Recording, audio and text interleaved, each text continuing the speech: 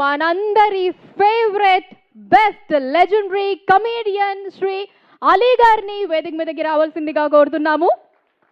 జుబేదా గారు మీరు కూడా జాయిన్ అవ్వచ్చు.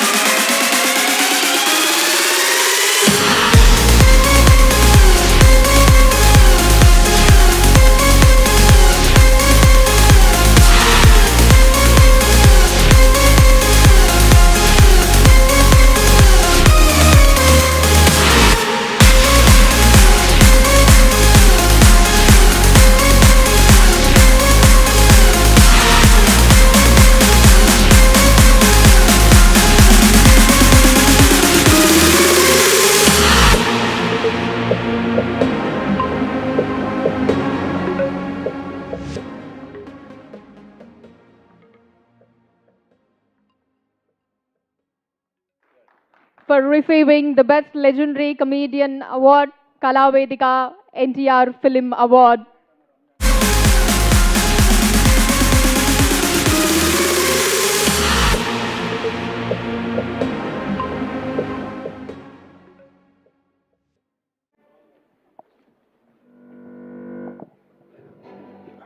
అందరికీ నమస్కారం అండి. వేదిక మీద ఉన్న పెద్దలకి, అలాగే కళావేదిక భువన గారికి, వారి తండ్రి గారు చేతుల మీదుగా చాలా అవార్డులు తీసుకున్నాను. ఇక్కడ చాలామందికి తెలుసో లేదో, వారు కూడా నిర్మాత. మనందరికీ ఇప్పుడు కూడా ఆ పాట వచ్చిన అరే ఎందుకు ఒక 30 years బ్యాకే ఆ సాంగ్ రిలీజ్ అయిపోయింది అని అనుకుంటాం. అభినందన అనే సినిమా నిర్మాత వారు, నీరాజన అనే సినిమా నిర్మాత వారు. ఇంకా అట్లాంటి పాటలు ఇంకా వీళ్ళ లైబ్రరీలో ఉన్నాయి, ఇంకా రాలా బయటికి అవి. కానీ అద్భుతమైన పాటలు దాన్ని అలా దాచి ఉంచారు. వారు ఉండుంటే డెఫినెట్గా ఆ సాంగ్స్ బయటికి వచ్చేవి. కానీ అది అలాగే ఉండిపోయినాయి. చాలామంది నిర్మాతలకి, మ్యూజిక్ డైరెక్టర్స్కి భువన గారు చెప్పున్నారు ఇంకా పాటలు ఉన్నాయని. కానీ అది ఇంకా టైం రాలేదు. ఆ టైం వచ్చినప్పుడు డెఫినెట్గా ఆ పాటలు బయటకు వస్తాయి. నేను 75లో షోలే అనే సినిమా రిలీజ్ అయితే ఆ డైలాగ్స్ హిందీలో రామారావు గారు చెప్తే ఎలా ఉంటుందని ఆ రోజు స్టేజ్ మీద చేస్తుంటే ముందు విశ్వనాథ్ గారు కూర్చొని ఉన్నారు. వీడెవడో చాలా చలాకీగా ఉన్నాడని నన్ను పిలిచి, ఎరా సినిమాలు యాక్ట్ చేస్తావా అన్నాడు నన్ను. ఆయన ఇస్తే ఎందుకు చేయమండి అన్న. ఆ మాట ఆయనకి బాగా నచ్చి ఇమ్మీడియట్గా నాకు హరిషంటు పేరమ్మ అని సినిమాలో ఒక 3 రోజులు వేషం ఇచ్చి, ఆ వేషం ఏంటంటే హరిషంటు కొడుకుని నేను, సాక్షి రంగారావు గారు నన్ను ఎత్తుకుంటారు. విశ్వనాథ్ గారు అంటే మీ అందరికి తెలుసు, వారు ఏదో ఒక వర్క్ చేస్తూ యాక్టింగ్ చేయమంటారు. అరే నిన్ను సాక్షి రంగారావు ఎత్తుకుంటాడు, ఎత్తుకోగానే నువ్వు వెళ్ళాను అన్నారు. అలాగే నేను చేస్తాను అన్నాను. నాకు అది గుర్తులేదు. ఆయన ఎత్తుకోగానే నా చెవులో కాకుండా ఆయన చెవులో ఎలా అన్నాను. అది ఆయనకి నచ్చింది విశ్వనాథ్ గారికి. అరే నేను నిన్ను కదా అనుకోమన్నానంటే గుర్తులేదండి అన్న. అది వారికి గుర్తుకొచ్చి వీడు మంచి టైమింగ్ ఉన్న ఆర్టిస్ట్ అని ఒక 3 రోజులు నాకు వేషం ఇచ్చారు. డివిఎస్ రాజు గారు నిర్మాత. 78లో ఆ సినిమా షూటింగ్ జరిగింది. అండ్ ఆ సినిమాకి ఆ 3 రోజులకు కలిపి నాకు 150 రూపాయలు ఇస్తే మా అమ్మకి 100 రూపాయలు ఇచ్చి ఒక 50 రూపాయలు మన భాషలో చెప్పాలంటే నొక్కేసా. ఎందుకు నొక్కాను అంటే రామారావు గారి సినిమాలు 50 సినిమాలు చూడొచ్చు అని. ఎందుకంటే 75 పైసా టికెట్. ఇలాగే థియేటర్లో కూర్చొని సినిమాలు చూశాను స్క్రీన్ మీద.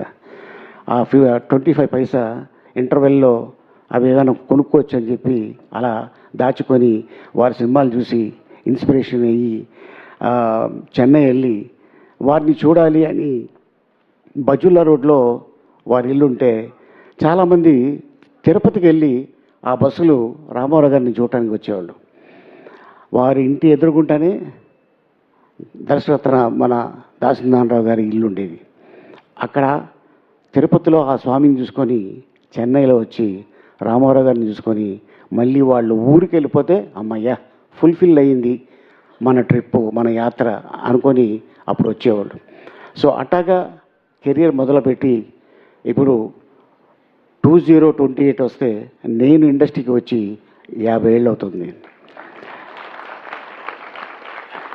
ఈరోజు వారి పేరు మీద కళావేదిక సంస్థ మీద నాకు నందమూరి తారక రామారావు గారు అవార్డు ఇవ్వటం నిజంగా చాలా ఆనందంగా ఉంది.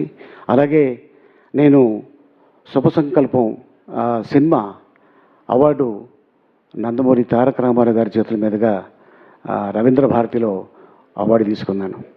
ఆ రోజు నా గురించి ఆల్మోస్ట్ మిగతా ఆర్టిస్టుల గురించి 1 మినిట్ మాట్లాడితే నా గురించి రామారావు గారు ఆ రోజున 2 మినిట్స్ మాట్లాడి చిన్నప్పుడే ఇండస్ట్రీకి వచ్చి ఎంతో ఏ సపోర్టు లేకుండా వాడికి వాడే ఎదిగి ఈ రోజున ఒక హీరోగా ఒక కమెడియన్గా వాడు యాక్ట్ చేశాడంటే నిజంగా అది భగవంతుడు దయ.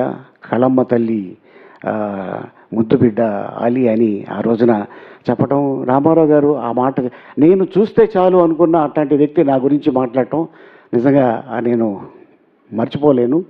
ఈ రోజున వారి పేరు మీదుగా అది కూడా బక్రీద్ రోజున నందమూరి తారక రామారావు గారు అవార్డు తీసుకోవటం అనేది నిజంగా చాలా ఆనందంగా ఉంది. అది కూడా నా భార్యతో పాటు నేను చెప్పా ఇలాగా అవార్డు ఉందంటే నేను వస్తానండి అంటే తప్పకుండా రా అని చెప్పి తీసుకురావడం జరిగింది.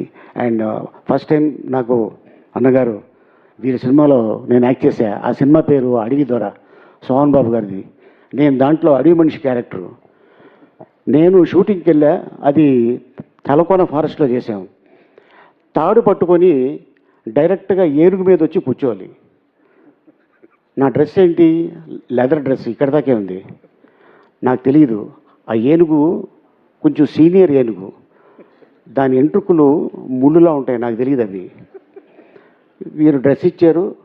రాజు ఫైట్ మాస్టర్ అని ఒక ఆయన ఉండేవాడు. ఆ తాడు పట్టుకున్నాను, మాస్టర్ టేక్ అన్నా, వెళ్ళి కూర్చున్నా. ఒక 100 సూదులు దిగింది నాకు, రావట్లా.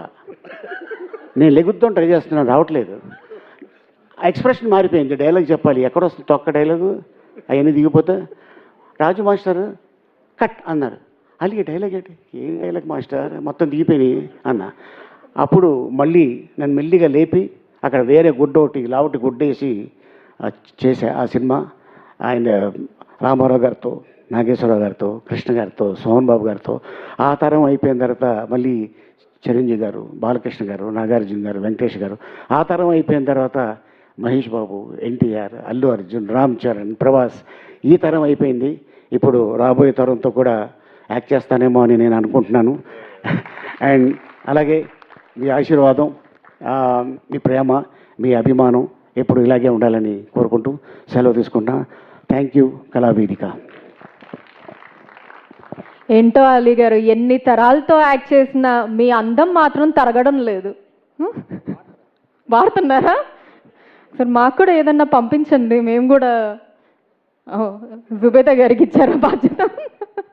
Fine. And thank you so much Ali గారు. నిజంగా వెండితెర మీదే కాదు, ఈ స్టేజ్ మీద కూడా చక్కగా మీ మాటలతోటి మా అందరి మొహాల్లో కూడా నవ్వులు చిందించారు, నవ్వులు పోయించారు. మరొకసారి ధన్యవాదాలు అండ్ కంగ్రాచ్యులేషన్స్ అండి for the award. Thank you.